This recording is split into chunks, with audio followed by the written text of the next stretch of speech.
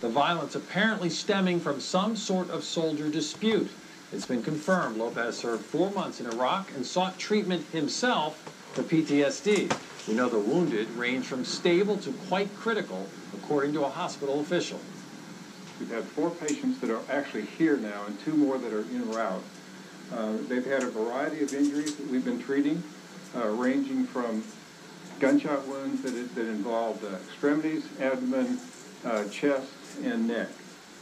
You may recall Fort Hood was the site of a mass murder on November 5th, 2009, when Major Nidal Hassan, an Army psychiatrist, opened fire on the base. He shot 13 people dead and wounded 32 others. Hassan was convicted and sentenced to death last year. Bill, we wanted to know what kind of impact the shooting is having on our local Army base. Joe St. George has that part of our coverage. He's live from Fort Lee to tell us what's being done there tonight. Joe? Hey, good evening, Steph. I want to start by saying no alerts have been issued here at Fort Lee as a result of what has happened at Fort Hood, but that doesn't mean the men and women on the base aren't mourning this evening. After all, many have worked at Fort Hood, and many know people there. When something like this happens, you can't help but question what's going on. For military members, the news of another base shooting is heartbreaking and baffling. At least 4 killed, including the gunman, and at least 11 others injured at Fort Hood in Texas. First Lieutenant Jody Warren is a member of the National Guard. He recalls being in the military in 2009 when 13 were killed during an attack at the same Texas base. The military needs to look at that, the mental illness, a little bit more. This is the 3rd major shooting in a military installation in as many months. Last September, 12 died at the Navy Yard in Washington. Last week, 2 people killed at Naval Station Norfolk. Our thoughts and prayers definitely go out to the victims. Wednesday night, Colonel Paul Brooks with Fort Lee commented on how this impacts soldiers in Central Virginia. While the colonel does not believe Fort Lee is in any danger at this hour, he does say it's a reminder to be vigilant. At Fort Lee, we're not changing our security posture at all. We have asked the leadership here to look at our shelter-in-place procedures. CBS News reports the suspect is 34-year-old soldier Ivan Lopez, and that the shooting appears to be the result of a soldier dispute. From a terrorist perspective, it's a hard target. That report makes sense to terrorism professor Thomas Beatty, who says if terrorists wanted to attack the United States, there would be far easier targets than a military base. They're hard targets. There are armed men at the gates. There are armed guards inside these military installations. Information again just coming in about the situation in Texas, but at least for now here at Fort Lee, no immediate impact other than the impact of grieving for their brothers and sisters in Texas. We'll continue to follow this story on air and online with the very latest tomorrow morning on our early show. But for now, outside the Fort Lee gates, I'm Joe St. George for CBS 6 News. Bill, I'll send it back to you in the studio. Thank you, Joe. And a nationwide alert tonight from the FBI. Do you recognize the man in these pictures? He's believed to be a sexual predator who has exploited a child. Investigators are calling him John Doe 28. You can see in the left picture he's wearing wire-rimmed glasses and a burgundy T-shirt with a shark on it. You can see it enhanced on the right there. Investigators don't know where the crimes took place or where this man is tonight, but you're asked to contact the FBI if you recognize him.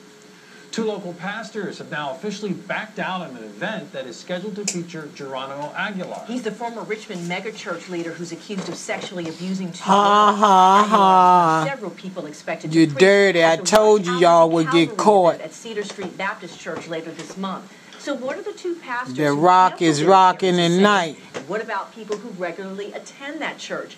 Mark Holmberg reports new at 11. Because most of those pastors are child molesters and Mayors and pedophiles. governors and thousands of souls believe Pastor G was good enough to run this megachurch.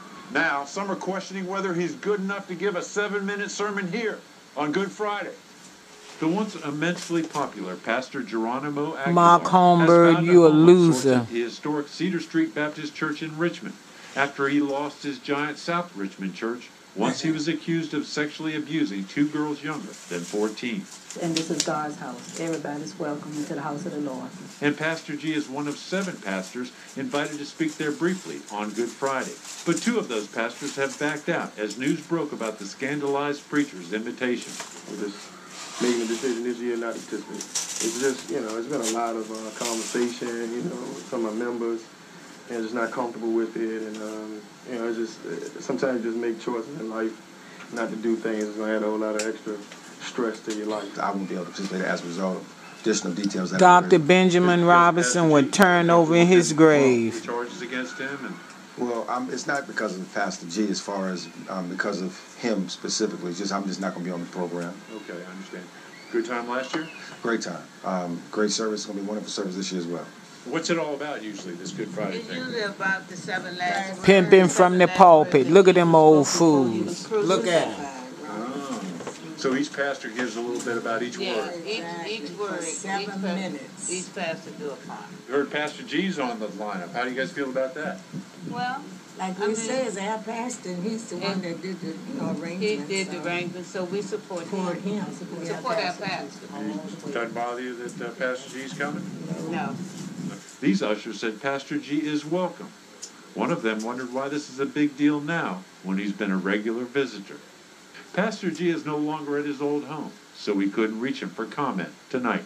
Cedar Street's pastor, Anthony Chandler, says the controversy will work in God's favor.